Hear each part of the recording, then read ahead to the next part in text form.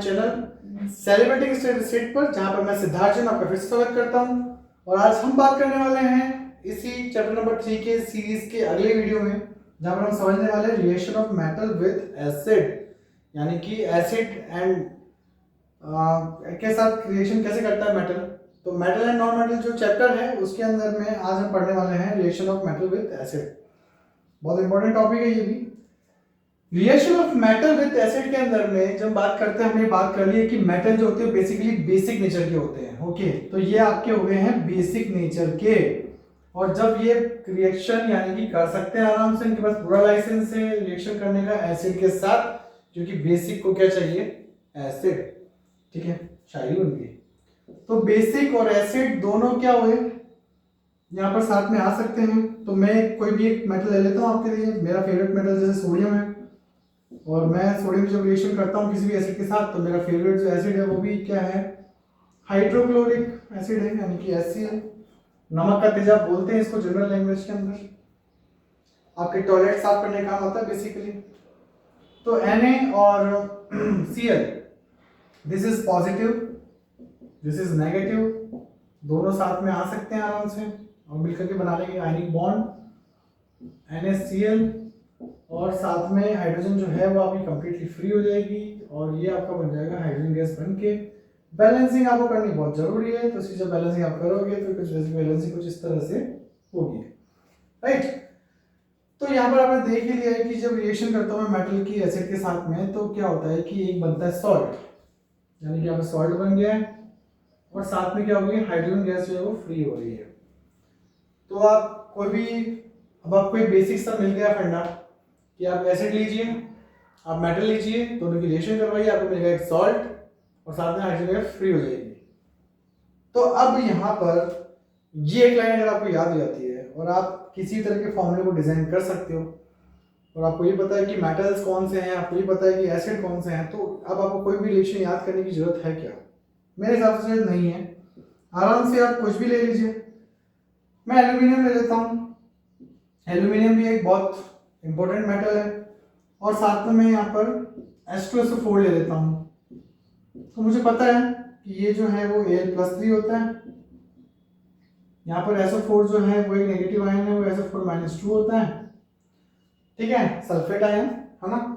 और जब मैं दोनों की आपस में रिएक्शन करवाऊंगा तो मुझे मिलेगा Al2SO4 और साथ में जो हाइड्रोजन गैस है वो आपकी हो गई है फ्री, राइट। तो यहाँ पर मुझे Al2SO4 मिल चुका है, जिसका नाम है एल्यूमिनियम सल्फेट। ये भी एक सॉल्ट होता है, और ये ऐसे ही स्ट्रक्चर में क्यों आया, ये तो फॉर्मूला मेकिंग से आपको बहुत अच्छे से क्लियर हो सकती है। इसलिए गाइस मैं बार बार इस चीजें फोकस करता हूं। अगर आप क्लास 10th में केमिस्ट्री को बिना ज्यादा रटे अच्छे से मार्क्स लाना चाहते हो समझ करके, तो उसके लिए आपको फॉर्मूला मेकिंग पर बहुत अच्छे से कमांड कर लेनी चाहिए 9th क्लास के अंदर ही। अगर कोई 9th क्लास का बच्चा ये वीडियो देख रहा है तो मैं उसको भी कहना चाहूंगा कि अपने फॉर्मूला मेकिंग पे जो है फोकस करे, या फिर अगर आपको कोई छोटा भाई बहन अगर 9th क्लास में आ रहा है तो आप उसको ये समझाइए कि देख मुझे कुछ प्रॉब्लम हो रही है, तुझे प्रॉब्लम नहीं चाहिए तो तू फॉर्मूला मेकिंग में कमांड कर ले। तो आपने देखा कि फॉर्मूला मेकिंग में कमांड करने पर आपके लिए ये सब कुछ बनाना कितना ज़्यादा ईजी हो जाता है। आपको बहुत ज़्यादा कोई दिक्कत नहीं होती। आपको पता है कि ये पॉजिटिव आयन है, ये एक नेगेटिव आयन के साथ जाएगा ही जाएगा, दोनों आपस में मिलकर के सॉल्ट बनाएंगे। अगर सॉल्ट की बेसिक डेफिनेशन की अगर मैं बात करूं तो सॉल्ट जो होता है उसमें पॉजिटिव आयन जो होता है वो एक नेगेटिव आयन के साथ मिल जाता है, और दोनों मिलकर बनाते हैं एक सॉल्ट का निर्माण करते हैं। क्योंकि सॉल्ट का जो नेचर होता है वो न्यूट्रल होता है, वो किसी तरह के नेचर में नहीं होता, ना वो एसिडिक होता है ना वो बेसिक होता है। हाँ, वो अलग बात है कि आपने एसिडिक सॉल्ट बेसिक सॉल्ट पढ़े हैं तो हल्की फुल्की प्रॉपर्टीज आ रही है, वो एक डिफरेंट तरह का मैटर है। तो बेसिकली सॉल्ट में जब हम जनरल वे में काम करते हैं तो हम एक न्यूट्रल कंपाउंड की तरह ही उसको देखते हैं, राइट। इसीलिए उस रिएक्शन का नाम भी न्यूट्रलाइजेशन रिएक्शन है, जिसमें एसिड बेस मिलकर के सॉल्ट बनाता है। तो यहाँ पर ये चीज हो चुकी है। तो आप चाहे कोई सा भी एसिड हो, कोई भी एसिड आप यूज कर सकते हो।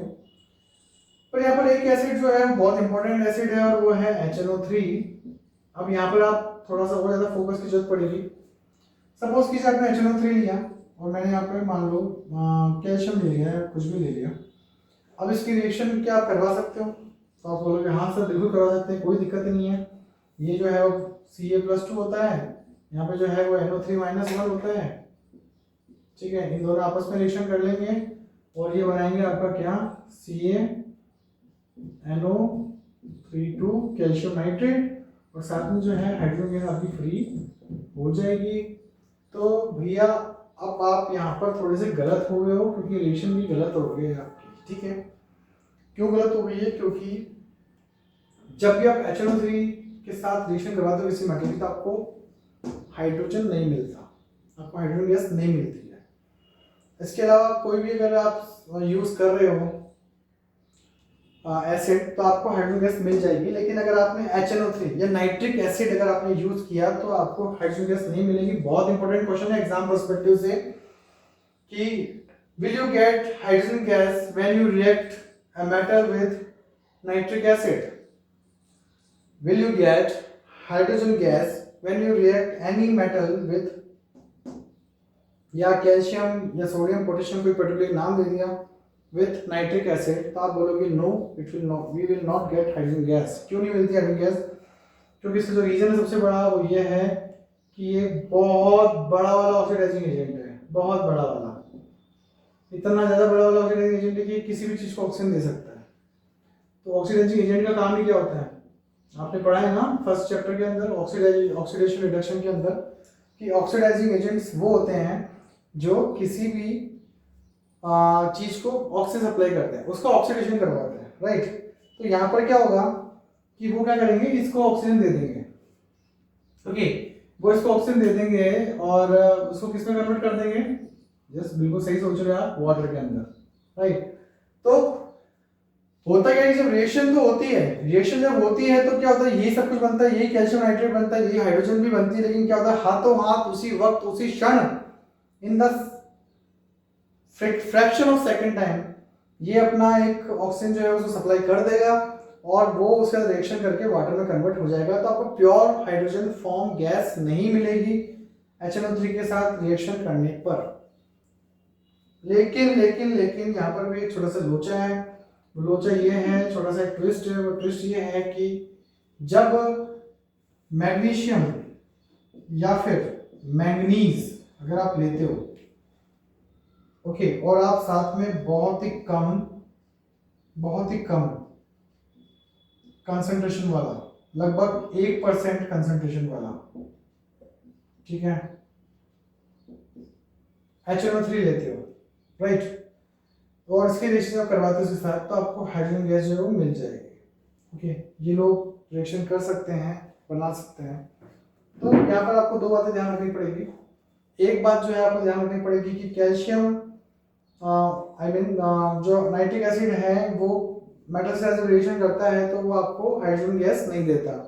सेकंड, अगर आपको हाइड्रोजन गैस चाहिए तो आपको उसकी रिएक्शन करवानी पड़ेगी मैग्नीशियम या फिर मैंगनीज के साथ। इन दोनों के साथ रिएक्शन करने पर क्या है कि वो आपको हाइड्रोजन गैस दे देगा, लेकिन उसके लिए आपको HNO3 जो है वो 1% कंसंट्रेशन पे लेना पड़ेगा। 1% कंसंट्रेशन का मतलब ये हुआ कि अगर आप 100 ml ले रहे हो HNO3 तो उसमें सिर्फ प्योर HNO3 जो है वो 1 ml ही है, बाकी 99 ml जो है वो वाटर है। क्यों करते हैं इसको इतना डाइल्यूट करने के कारण से क्या होगा कि इसकी जो ऑक्सीडाइजिंग जो प्रॉपर्टी है वो इतनी ज़्यादा स्ट्रॉन्ग नहीं रहेगी, ठीक है। तो ये लोग अपने पास होल्ड करके रख सकते हैं फिर ऑक्सीजन को, तो वो हाइड्रोजन को फ्री होने देंगे। ओके, तो this is actually the case of reaction of metal with acid, right. अब हम इसके बाद में बात करेंगे डिस्प्लेसमेंट रिएक्शन के बारे में। तो डिस्प्लेसमेंट रिएक्शन की बात करने के लिए हमें फिर से वही, तो चलो ठीक है, शुरू करते हैं डिस्प्लेसमेंट रिएक्शन। ओके गाइस, तो अभी हम लोग देखने वाले हैं कि जब मेटल जो होते हैं जब वो सॉल्ट के साथ आते हैं तो वो किस तरह से रिएक्शन करते हैं, उनसे क्या इफेक्ट पड़ते हैं, कैसे वो काम करते हैं, ठीक है। तो इसी को समझने के लिए सबसे पहले क्या है कि हमें फिर से वही रिएक्टिविटी सीरीज के बाद देखना पड़ेगा, बार बार आप उसको देखते रहिए तो ये आपको याद हो जाएगी, ठीक है। थोड़ी सी ट्रिक मैंने आपको दे दी है कि सबसे पहले कौन आने वाले हैं, जिनके वैलेंस इलेक्ट्रॉन 1 है, फिर 2 वाले, फिर 3 वाले, फिर उसके नीचे जो है आपके बीच में जो ट्रांजिशन एलिमेंट्स थे वो आने वाले हैं, ग्रुप नंबर 4 से लेके 13 या 12 तक के जो बीच में जो एलिमेंट्स होते हैं वो, और फिर उसके बाद में जो है वो Cu, Ag, Ag, Au, जो है थोड़ा डाल देना हाइड्रोजन के बाद में। तो ये थोड़ा सा है। तो आप लोगों ने डिस्प्लेसमेंट रिएक्शन के बारे में देखा, सुना है, पढ़ा है कि उसमें क्या जो हाईली रिएक्टिव होता है वो लो रिएक्टिव को डिस्प्लेस कर देता है। यानी कि आप एक कोई सॉल्ट लेते हो, सॉल्ट ए, और उसके साथ में आप कोई कुछ भी लेते हो, जैसे मान लो आपने मेटल ले लिया। अब अगर मान लो ये मेटल जो है वो इस ए में से किसी चीज़ को डिस्प्लेस करके, ठीक है, सॉल्ट बी बना देगा। ओके, और साथ में आपको एक नया तरह का नया कुछ दूसरा मेटल मिल जाएगा। तो आप इसको थोड़ा सा ऐसे लिख सकते हो, मेटल एक्स और मेटल वाई, राइट। ये इसको थोड़ा इस तरीके से देखें तो आप देख सकते हो इससे पी क्यू है, आर साथ में आया, और क्या किया, आर ने पी को रिप्लेस कर लिया और ये बना लिया उसने आर क्यू और पी अलग, राइट।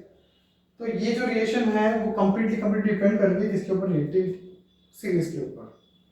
अगर कोई हाईली रिएक्टिव मेटल है वो लो रिएक्टिव मेटल को डिस्प्लेस कर देगा उसके कंपाउंड से। पर एक बात यहाँ पर ध्यान रखना कि हाईली रिएक्टिव जो मेटल होगा ना वो एक मेटल को ही डिस्प्लेस कर सकता है, नॉन मेटल को नहीं। तो अगर कंपाउंड में से कोई जाएगा तो कौन जाएगा, मेटल जाएगा, मेटल की जगह मेटल ही लेगा। ये ऐसा इसको समझ लीजिए जैसे मान लो आपके पास एक शॉप है, आपके पास एक नौकर या कोई भी जो आपका हेल्पर है वो काम कर रहा है, और आपको उससे ज़्यादा स्ट्रॉन्ग या उससे ज़्यादा कोई बढ़िया अगर हेल्पर मिल जाएगा तो आप क्या करेंगे, उसको उससे रिप्लेस कर देते हैं, ठीक है। तो वो जो स्ट्रॉन्ग हेल्पर था उसने उस वीक हेल्पर को या कम जो एफिशिएंट हेल्पर था उसको उसने हटा दिया और खुद उसकी जगह ले ली, राइट। और उस जगह लेने के बाद में क्या हुआ कि जब उसने उसकी जगह ले ली है तो अब वो उसको वहां पर उसने उस हेल्पर को ही रिप्लेस किया है। ऐसा नहीं कि मालिक को रिप्लेस कर लिया या फिर कोई और काम करने वाला जो था वहां पर, मान लो हलवाई की दुकान है तो जो हलवाई को रिप्लेस करने वाला और एक शॉपकीपर, ठीक है, दोनों अलग अलग चीजें हैं, राइट। कंफ्यूज तो नहीं करा मैं आपको? मतलब कहने का मतलब ये है कि अगर कोई मेटल होगा तो उसकी जगह मेटल ही आएगा। लाइक हम एग्जाम्पल से देखते हैं, जैसे कि मैंने कॉपर सल्फेट ले लिया। कॉपर सल्फेट के अंदर क्या होता है कि कॉपर जो है वो मेटल है, सल्फेट जो है वो नॉन मेटल है, ठीक है, या फिर एक मल्टी आयन है, नेगेटिव आयन है, राइट। अगर मैं Fe लेता हूँ तो Fe भी मेटल है, तो बताओ वो किसको रिप्लेस करेगा, दोनों किसको रिप्लेस कर सकता है? तो वो Fe को कॉपर को रिप्लेस कर सकता है, तो वो आएगा कॉपर को रिप्लेस कर देगा और वो बना लेगा FeSO4, और कॉपर जो है वो नीचे वैसे बैठ जाएगा एज अ प्रेसिपिटेट की फॉर्म में जाकर के वो नीचे इकट्ठा हो जाएगा, बैठ जाएगा, ठीक है। तो यहाँ पर ये जो था पहले ब्लू कलर का था, जब इसमें Fe आपने मिलाया तो धीरे धीरे से कलर जो था वो ग्रीन हो जाएगा। इस बात का इंडिकेटर है कि हाँ कुछ रिएक्शन हो रही है। तो ये देखो ग्रीन हो गया, और साथ में कॉपर जो थी वो रेड ब्राउन कलर का एक प्रेसिपिटेट जो होगा वो नीचे आपको बैठा हुआ मिलेगा, ठीक है। तो यहाँ पर ये जो डिफरेंस है सारा वो डिफरेंस ऐसे निकल के आता है इसी तरह से, राइट। तो salt A plus metal X से salt B plus metal Y बनेगा, PQ प्लस R की फॉर्म के अंदर RQ प्लस P के साथ CuSO4 plus FeSO4 plus Cu। तो ये जो है पूरा स्ट्रक्चर इस तरह से काम कर रहा है, राइट। अब इसको जब आप समझ अगर जाते हो तो यहाँ पे बहुत सारे क्वेश्चन बन जाते हैं, बहुत सारे क्वेश्चन आपको समझ में आ गए होंगे कि अगर मैं कोई भी मेटल ले लेता हूँ, जैसे कि सपोज कीजिए मैंने यहाँ पर देखो अब यहाँ पर जैसे कॉपर था, कॉपर नीचे है, Fe उसके ऊपर है, तो Fe जो है वो कॉपर को डिस्प्लेस कर सकता है, ठीक है। लेकिन क्या कॉपर जो है वो Fe को डिस्प्लेस कर सकता है? तो नहीं कर सकता, क्योंकि कॉपर जो है उसकी रिएक्टिविटी कम है Fe से। वैसे क्या मैग्नीशियम जो है वो जिंक को रिप्लेस कर सकता है? बिल्कुल कर सकता है। लेकिन क्या जिंक जो है वो मैग्नीशियम को रिप्लेस कर सकता है?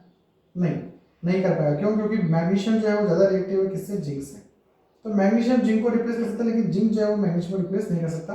तो आपके एग्जाम में क्वेश्चन आता सीधा उठ करके, वो आपको एक रिएक्शन देता है, जैसे मान लो उसने आपको दे दिया कि भैया MgSO4 जो है वो है मेरे पास में, और मैंने जो है यहाँ पर Zn उसके अंदर डाल दिया है, बताओ क्या रिएक्शन होगी। तो आप क्या जोश के अंदर बड़ी खुशी आपको लगता है वाह इतना इजी क्वेश्चन आ गया तो मुझे आता है, और आप क्या करोगे इसके अंदर बना के आ जाओगे ZnSO4, और साथ में आप क्या कर दोगे Mg को बेचारे को अलग थलग पटक दोगे, और आप सोचोगे मैंने तो यहाँ पर 1 नंबर या 2 नंबर जो भी क्वेश्चन है वो मेरे को मिल गए हैं। लेकिन जी नहीं, आप गलत हो, क्योंकि आप गलत हो चुके हो, क्योंकि यहाँ पर Mg जो है वो Zn से ज़्यादा रिएक्टिव है, तो वो उसको डिस्प्लेस नहीं करने वाला। तो यहाँ पर अगर ZnSO4 होता है और अगर आप Mg ले रहे होते तो जरूर MgSO4 बन सकता था। तो आपको सब कुछ जो है इस रिएक्टिविटी सीरीज के बेस पर ही चलना है, बस इतना सा इसका कॉन्सेप्ट है। अगर आपको समझ में आ गया है तो ठीक है, नहीं आया तो फिर दिक्कत है। अब इस रिवाइज फिर से देखिए, इस वीडियो को फिर से रिवाइज कीजिए 2-3 बार ताकि आपको ये ढंग से हो जाए। आई होप आप अपनी कॉपी पेन लेके बैठे होंगे ताकि आप जो प्रॉपर नोट्स हैं वो उतार रहे होंगे। नोट्स बहुत इंपॉर्टेंट है यहाँ पर। केमिस्ट्री में मैं पहले बात होगा, जल्दी जल्दी चीज़ों को भूल जाते हैं, इतना सा डेटा कहाँ याद रहेगा। तो अगर आप नोट्स के साथ अगर इन सब चीज़ों को बनाते हो तो वेल एंड गुड है, ठीक है। तो यहाँ पर जो है रिएक्शन विद सॉल्ट जो है खत्म हो गया है मेटल का। अब इसके बाद कुछ छोटी छोटी बहुत छोटी छोटी सी कुछ रिएक्शन होती है, जैसे क्लोरीन के साथ रिएक्शन है तो क्या होगा, तो क्लोराइड बनाएगा। हाइड्रोजन के साथ रिएक्शन है तो क्या होगा, हाइड्राइड बनाएगा। तो they are very small reactions, कुछ भी ज़्यादा कोई खास इतना इंपॉर्टेंट कुछ होता नहीं है। जैसे मान लो मेटल प्लस हाइड्रोजन अगर आप लेते हो, तो हमने पहले बात की थी कि हाइड्रोजन जो होता है वो हर तरह के रिएक्शन में परफॉर्म कर सकता है। ये डोनेशन भी कर सकता है, एक्सेप्ट भी कर सकता है इलेक्ट्रॉन, और साथ में शेयरिंग भी कर सकता है। मेटल जो है वो पॉजिटिव आयन ही बनाएगा हमेशा, यानी कि वो अपना इलेक्ट्रॉन जो है उसको ट्रांसफर कर देगा, और ये इलेक्ट्रॉन लेकर के नेगेटिव आयन बन जाएगा, ठीक है। और फिर ये दोनों आपस में जुड़ करके आयनिक बॉन्ड बना लेंगे, तो यहाँ पर एक सॉल्ट बन जाएगा, राइट। तो यहाँ पर आप ऐसे भी कह सकते हो इसको सॉल्ट की जगह पर कि मेटल हाइड्राइड, ठीक है, मेटल हाइड्राइड बन जाएगा, राइट। तो हटा दीजिए सॉल्ट वाली, आप इसको सीधा बोलिए मेटल हाइड्राइड बन जाएगा, ओके। तो मेटल हाइड्राइड जो होगा वो बन जाएगा। तो मेटल आप लीजिए, कोई भी मेटल ले लीजिए, Na ले लीजिए। Na के साथ अगर आप रिएक्शन कराते हो H2 की तो क्या बनेगा, NaH बन जाएगा, सोडियम हाइड्राइड, ओके। बैलेंस कर लो इसको, बैलेंसिंग बहुत जरूरी है, बिना बैलेंसिंग की कोई मतलब नहीं। या इसके अलावा आप कुछ भी ले लीजिए, एल्यूमिनियम ले लीजिए, एल्यूमिनियम प्लस H2 क्या बनेगा, AlH3, है ना, क्योंकि इसकी वैलेंसी होती है 3 और उसकी होती है 1 तो AlH3 बैलेंस याद होगी तो कोई दिक्कत है ही नहीं। तो इसको बैलेंस आपको करना आना चाहिए। यहाँ पर ले लो 3, तो ये आपका हो गया 2 और ये भी 2, this is balanced now, right.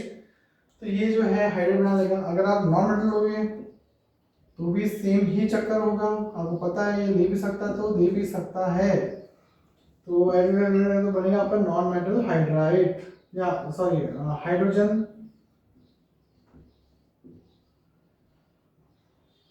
और साथ में नॉन मेटल,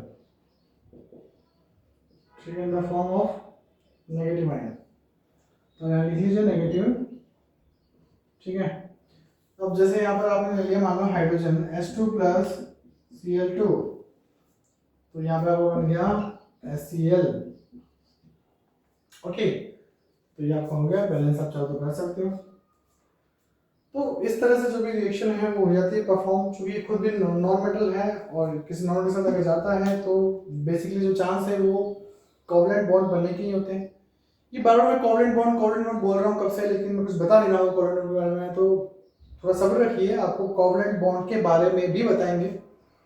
तो फिलहाल आप बस ये देख लीजिए, कोवलेंट बॉन्ड एक तरह का बॉन्ड होता है, जैसे आयनिक बॉन्ड होता है, जो आयंस के मिलने से आयनिक बॉन्ड बनता है, वैसे जो शेयरिंग जब होती है इलेक्ट्रॉन्स की तो कोवलेंट बॉन्ड बनता है, राइट। तो यहाँ पर भी कोवलेंट बॉन्ड बना रहे हैं क्योंकि कोई लेने देने की हालत कोई है नहीं, ना देना कोई भी नहीं चाहता दोनों में से, तो लोग क्या करते हैं शेयरिंग भी कर लेते हैं आपस में, शेयरिंग करके और आपस में बॉन्ड बना लो तो ऐसे ही बन जाता है, राइट। तो यहाँ पर ये पूरा जो फंडा है ये आपको सामने आ गया होगा। तो बहुत सिंपल सा है, ज़्यादा कुछ खास है नहीं। अगली जो रिएक्शन है वो क्लोरीन के साथ है, क्लोराइड बनाएगा, आराम से देख सकते हैं, sodium plus chlorine, sodium chloride, okay. वैसे ही कुछ भी आप रिएक्शन कर बना सकते हैं जो भी आप चाहो। तो यहाँ पर जो है ये रिएक्टिविटी जो पार्ट है, या फिर आप इसके साथ केमिकल जो प्रॉपर्टीज है मेटल नॉन मेटल की, वो खत्म हो जाती है। अगला जो वीडियो होगा वो हम लोग बात करेंगे कि कैसे आयनिक बॉन्ड जो बनता है, उसके लिए आपको किस तरह का पैटर्न और या प्रोसेस फॉलो करना पड़ता है। तो बहुत इंपॉर्टेंट वीडियो, तो उसके लिए आप बने रहिए चैनल के ऊपर, ठीक है। थैंक यू फिलहाल के लिए।